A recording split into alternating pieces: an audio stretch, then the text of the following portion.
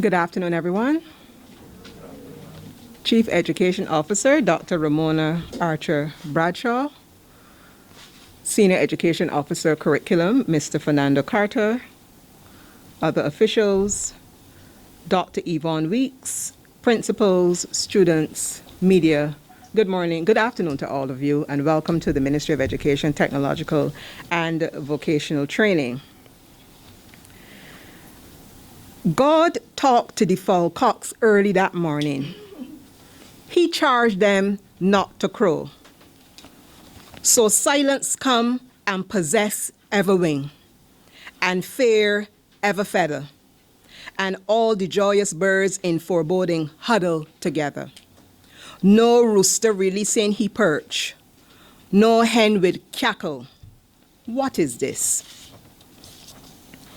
This excerpt by Mr. Anthony Hinkson from the text Disaster Matters, Disasters Matter, accurately captures much of the wonder, fear, anxiety, unpredictability, and dare I say even perhaps strange beauty which surrounds the dance of nature in the form and reality of natural disasters.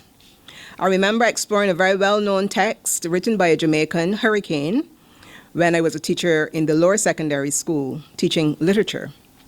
Even though most of the students had not experienced an actual hurricane, the writing of the text, as told through the eyes of the child like themselves, served to bring the spectacle of a hurricane alive. Today we have more than just a text with words. We have a collection of diverse creative works supported by photos, graphics, charts, maps, and color, which all add to the message and mood of the book in bringing greater attention to the very relevant 21st century issues of natural disasters and climate change. This afternoon, it gives me great pleasure to welcome you to the Ministry of Education, Technological and Vocational Training for this book presentation ceremony, and to also introduce the co-editor of the text, Dr. Yvonne Weekes, who is also one of the authors. Yvonne Weekes, PhD, was born in London, England, to Montserratan parents. Following the Soufriere Hills volcanic eruption in 1996, she moved from Montserrat to Barbados, where she taught theatre and developed the theatre syllabus at the Barbados Community College. She's the author of Volcano, which won the Frank Collymore Literary Endowment Award in 2004, and of a set of poems, a poetry collection, Nomad, and Pandemic Moments. Weekes is the editor of Voices, and she has worked as a resource person with the Caribbean Examinations Council, developing the theatre syllabi. She teaches theatre and arts education at the University of the West Indies, Cave Hill. So I'm going to invite at this point Dr. Weekes, and she's going to give you a lot more detail about the text, Disaster Matters. Dr. Weekes. Good afternoon, everyone. Life is very interesting. We hear a lot of negative press about the use of social media and technology and how it's basically transferring misinformation. But several years ago, I had this Facebook request from a woman who I did not know. And I looked at the name and I said, I'm not adding her to my list. I am not adding anyone who's not actually someone I know personally. And then she inboxed me again and said, I'm in St. Vincent, and if you're in Barbados, I'd like to come and meet you. So she came over and we talked, and she subsequently invited me to St. Vincent to work on a project which was funded by the Global Research Fund and which eventually led to 2 exhibitions on the volcano, one in St. Vincent and the Grenadines and one in Montserrat. Didn't hear from her again. A year later, inbox, can you come to England? It's October. I'm like, no, I don't do England in October. It's too cold. However, she invited me to read my work, Volcano and Nomad, at this science fair. And she had this great idea about how we could include works of the creative arts, poetry, fiction, and drama to examine the science of earthquakes and hurricanes and volcanoes. And so in 2020, we started this collaboration. So it's with tremendous pleasure and pride that I actually announced that Disaster Matters is launching for the first time here in Barbados. It's an anthology of 52 Caribbean writers. Some of them are internationally known in terms of huge names, Kai Miller, for example, out of Jamaica. Some of them are less well known and are being published for the first time. And so it's my privilege to be able to expose new writers as well. The writers come from 19 territories: Haiti, Dominican Republic, Guadeloupe, Martinique, Montserrat, St. Vincent, Barbados, Trinidad, Tobago, Guyana, Bahamas, St. Martin. The list can go on, okay? But what is very important about this anthology is that it's bringing science and the arts together. It's a study of how we look at hazards, how we look at developing a curriculum which isn't myopic.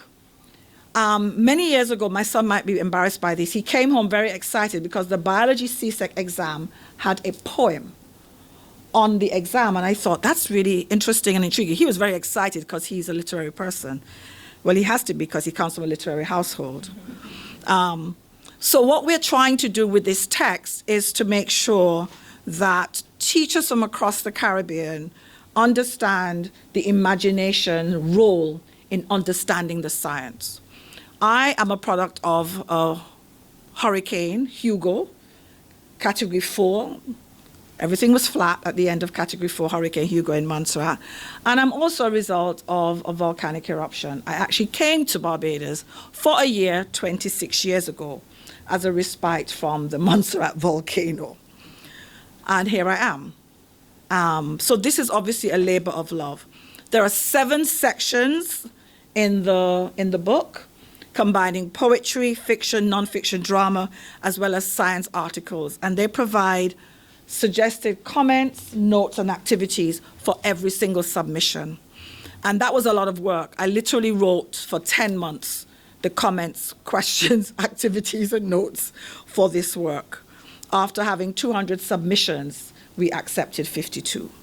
So it's conceived that you can use this textbook in English A, in English B, in social studies, and in geography. And we're very lucky to have a volcanologist by the name of Professor Jenny Barclay, who actually worked with the Montserrat volcano and with the St. Vincent volcano. She wrote all of the science articles. So you know that this work has validity. And it's taken us 2 years to get to this point. The most exciting part for me then is the fact that there are notes, comments, and activities in the book.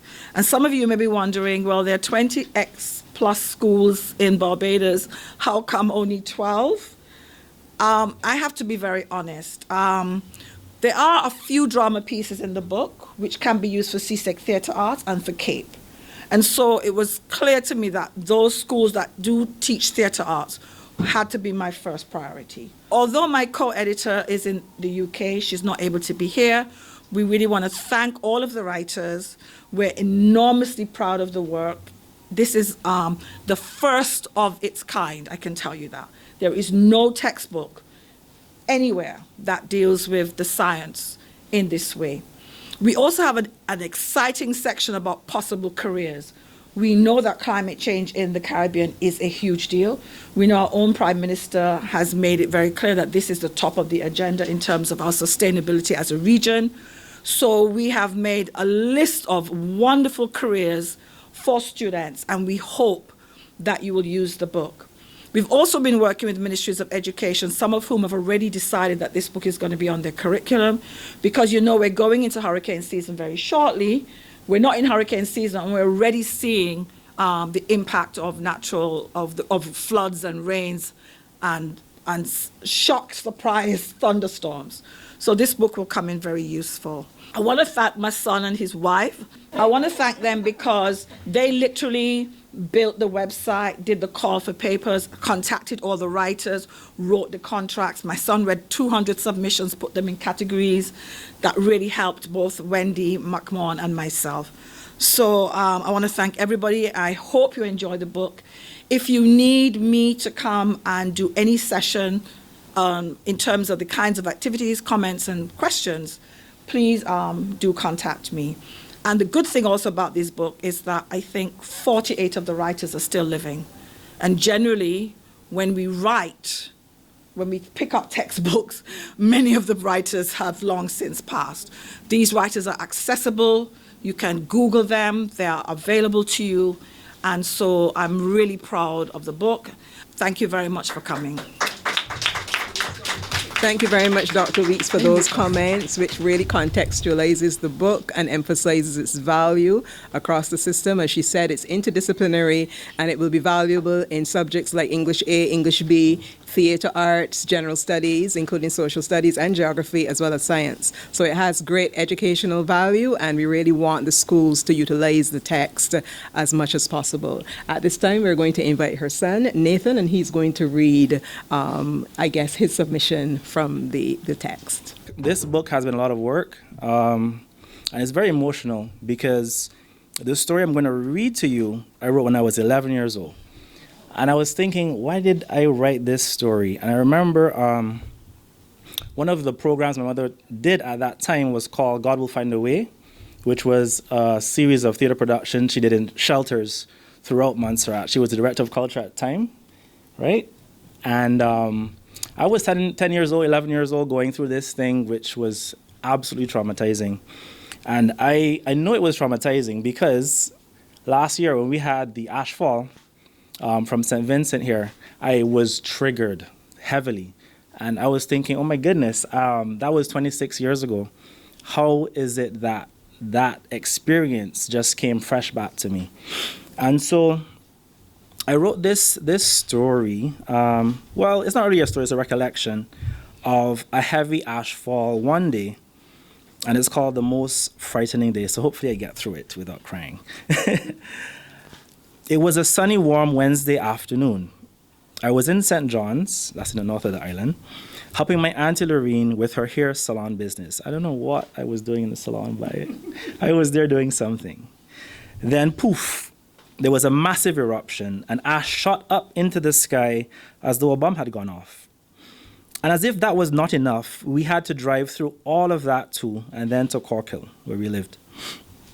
We got into the cars, Mom and I in her bright yellow Starlet, and Auntie in her car. And we set out for Lester's house. I think he was the mechanic. I was terrified. By the time we reached Fogarty Hill, the ash had started falling like rain everywhere. My mother stopped, got out of her car, and ran over to tell Auntie Lorene about the evacuation because her radio was not working. Her hair and head filling with ash like huge specks of dandruff. They started to drive frantically to Salem. I was terrified of not only the volcano, but my mother's driving. It was boiling in the car with the windows closed up to keep out all the ash. I was wearing a mask and a long-sleeve shirt, so I threw everything off. When we arrived at Woodlands, my mother's windscreen washer had run out of water. So we went to someone's house for water and directions to Lester's house. Auntie's windscreen wiper and lights stopped working. She had to come out in the pouring ash to wipe the windscreen. We finally made it to Lester's house, where we dropped off Auntie's car and started going back to Auntie's house. When we arrived, my mother said she had to go back to work. I didn't want her to go, but she went anyway. Auntie and Sil had to go out for a while, and I stayed by myself and watched television. When my mother returned, we all stayed by Auntie's house and talked about the situation until late, and then we went home and slept. That was one of the most frightening days of my life. I was glad when it was over, but the ash went on like that, even up to now. Thank you. So I ended up writing this poem because when the manuscript came, there was a hole in the book. There was like 2 pages. And I actually kept calling Kerry Belgrave to ask him for a poem, another poem because he's in the book. Couldn't get him, so it forced me to write about the hurricane, which I had never written about. So this is called Remembering Hugo, which I wrote last year.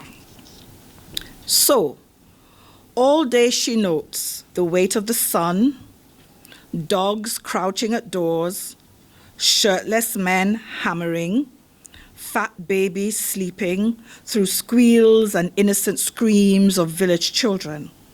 The incessant mooing of cows reverberates through chicken coops, and cocks crow like they know the dream day was coming to an end.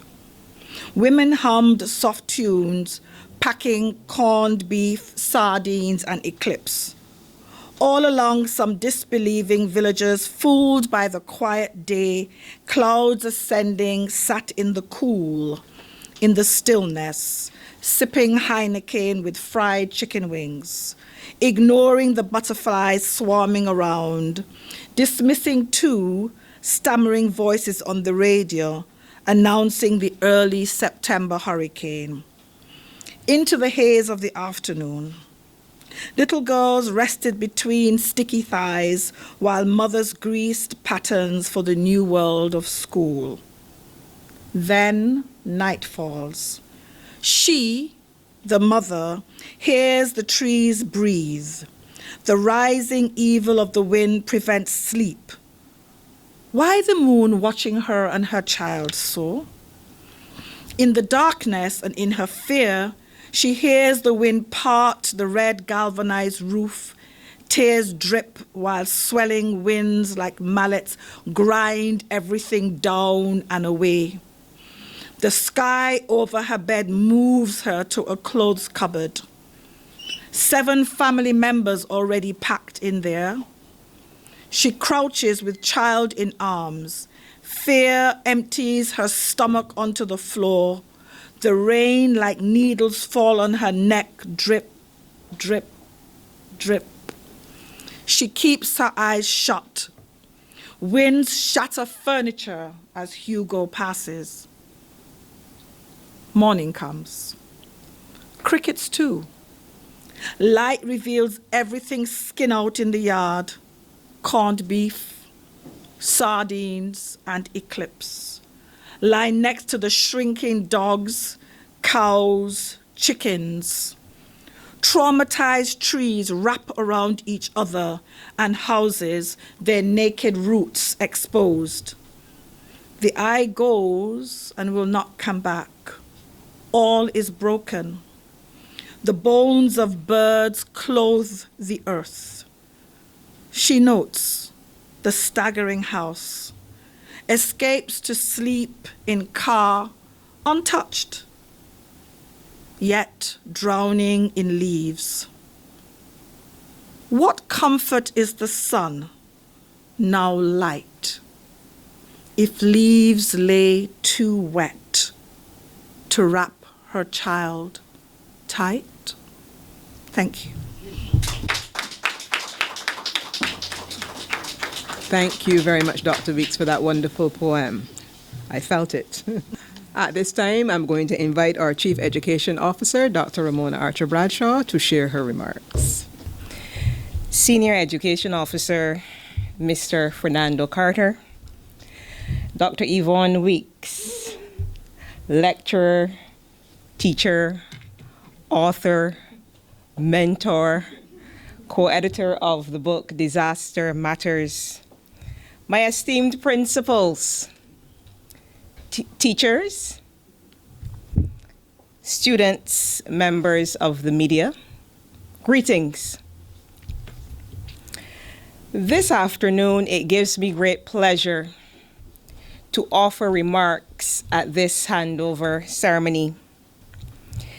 Any donation of books that tells the story of our Caribbean people is welcomed. I just heard Dr. Weekes speak about the hurricane passing and everything skin out in the yard. You don't see that in British literature. There is a connection when our Caribbean people write using their own language, telling their own stories.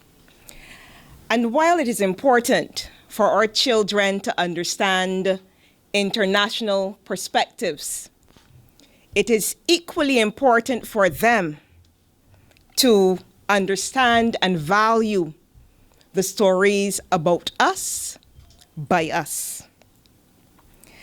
As the name suggests, the text Disaster Matters can be used as a resource to inform students about the nature of disasters that we have experienced in the Caribbean and sensitize them to the consequences of those disasters and how we as a region can rebuild and mitigate against them. I especially like the chapter on hurricanes and hurricane preparedness, since it, in an engaging way, takes us on journeys of hurricanes that affected our islands in the past and impresses upon us the importance of being as prepared as we can be for this eventuality.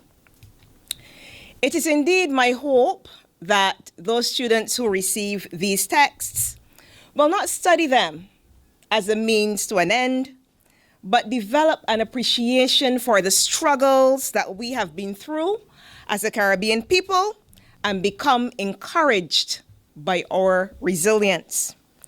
Furthermore, I challenge you students who are poets and authors to endeavor to contribute to the works such as this in an effort to promote that which is uniquely Barbadian or Caribbean.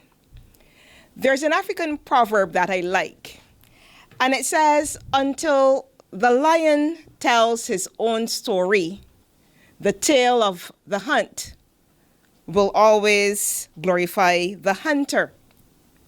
If we do not tell our own stories, someone through their own lens, clouded or otherwise, will tell it for us. So I encourage you, students, help us to tell our own stories. Ladies and gentlemen, I conclude these remarks by expressing appreciation to Dr. Weekes and Dr. McMahon for their work in ensuring that these stories contained within the 336 texts reach the children in our selected secondary schools. So on behalf of the ministry, I thank the authors and the poets who provided much food for thought. So let us all continue to work hard. Let us all continue to work towards populating our educational repositories with Indigenous works. The Ministry of Education, Technological and Vocational Training supports it. Master of Ceremony, over to you. We thank our chief for those words, which certainly shed added light to the value of this text and to our need to embrace it and to our need to continue to contribute to those Indigenous works and build out our creativity and, in essence, building out our creative sector. At this time, we are going to be presenting the text.